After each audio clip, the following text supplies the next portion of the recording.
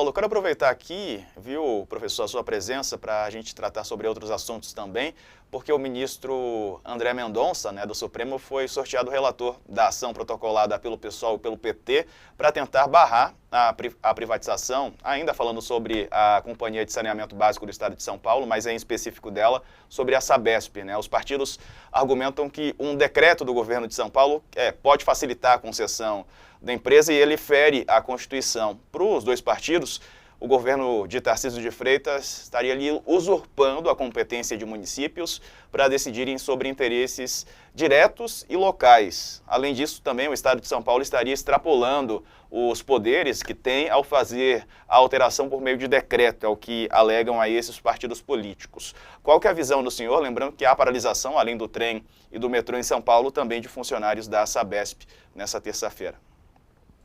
Veja, novamente nós estamos falando de mudança de regime, tá? Quer dizer, hoje todo o serviço de água é tomado como um serviço público, e, portanto, algo que não tem preço, mas que tem uma taxa, que é uma taxa indispensável para que você consiga a manutenção desse serviço, né?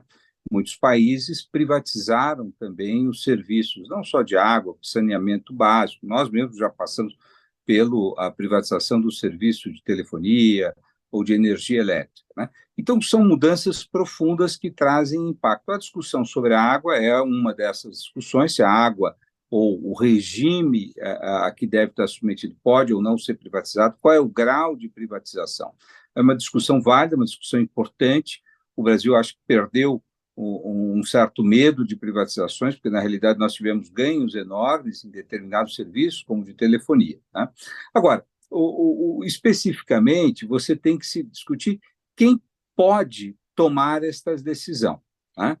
Se essa é uma decisão que pode ser tomada apenas pelo executivo ou se ele deve ter a chancela do legislativo.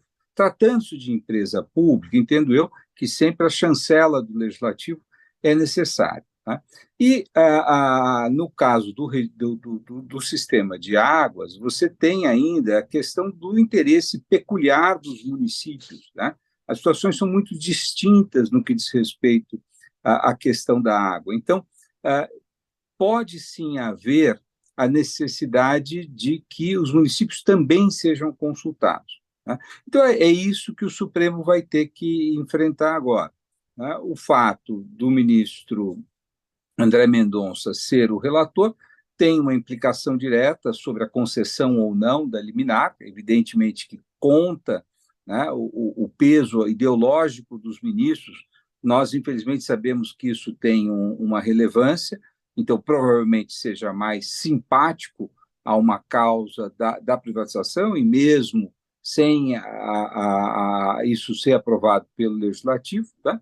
Mas no frigir dos ovos, terão que ser os 11 ministros a tomar essa decisão, né? Mas, para a liminar, sem dúvida nenhuma, o governador contou com a sorte. Ele teve azar hoje no trilho que ele elogiou, né, mas teve sorte nessa. Professor, mas o senhor acha que não tem outra escapatória a não ser judicializar essa questão?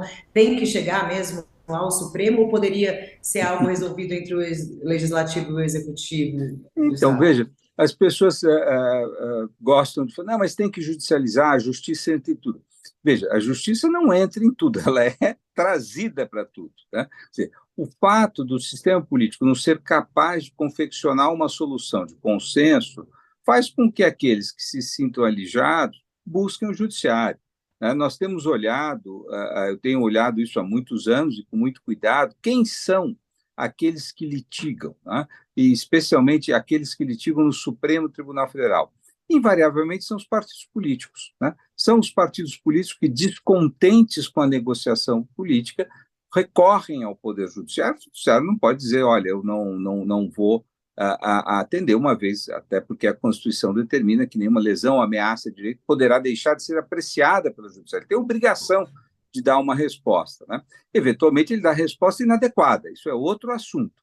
Ora, o fato é que grande parte da judicialização no Brasil decorre de problemas promovidos pela administração pública e pelo legislativo, que são incapazes de solucionar política ou administrativamente as suas questões.